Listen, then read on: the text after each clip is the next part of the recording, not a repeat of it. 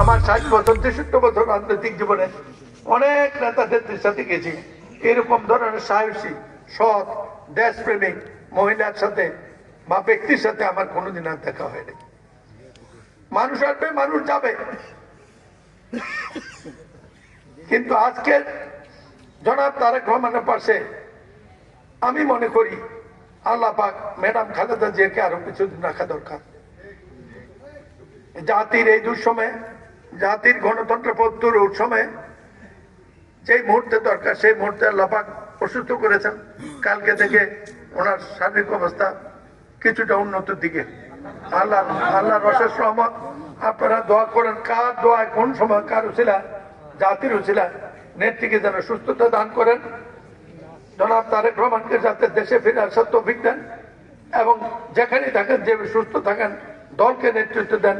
আমরা যাতে ঐক্যবদ্ধভাবে আগামী নির্বাচনে একটি নির্বাচিত সরকার করে দানিশকে জয়যুক্ত করে দেশের মানুষের প্রত্যাশার একটি সরকার পর্যায়ে জাতিকে আবারও উন্নয়নের গতি দ্বারা ঐক্যের গতিতে নিয়ে যেতে পারি, সেই প্রার্থনা করে আপনারা এখন নেত্রী খালেদার জন্য বিশেষ মোনাজাত করবেন এই আহ্বান রেখে আমি এই সফলতা, এটা আল্লাহ পাকের রহমত। এই সফলতা বিএনপির ভারপ্রাপ্ত চেয়ারম্যান জনাব তারেক রহমান এমপি দলের এবং তার সাথে নেত্রী খালেদার ইশারায় জনাব তারেক রহমানের সাথে বাংলাদেশ সরকারের প্রধান উপদেষ্টা ডক্টর ইউনূসের ঐতিহাসিক লন্ডন বৈঠক করে জাতি নির্বাচনী গতি পেয়েছে, আজকে একটা পর্যায়ে এসছে, ইনশাআল্লাহ নির্বাচন হবে।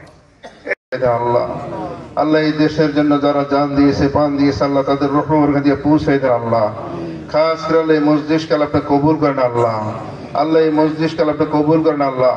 বিশেষ করে দেশ নেত্রী বেগম খালেদা জিয়াকে পরিপূর্ণভাবে সুস্থ করে দেন আল্লাহ। আল্লাহ তাকে আল্লাহ দেশের খেদমত করার সুযোগ করে দেন আল্লাহ। আল্লাহ তাকে আল্লাহ দেশের খেদমত করার সুযোগ করে দেন আল্লাহ।